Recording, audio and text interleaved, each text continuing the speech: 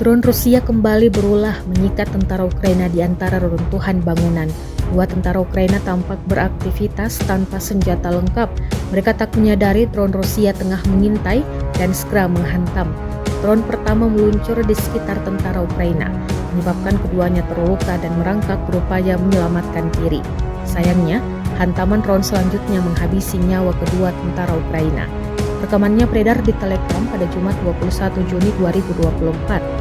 Dalam keterangan unggahan disebutkan, sebuah kelompok angkatan bersenjata Ukraina menghancurkan dengan bantuan drone peledak yang berkeliaran milik Rusia. Rekamannya pun telah menuai berbagai komentar dari warganet.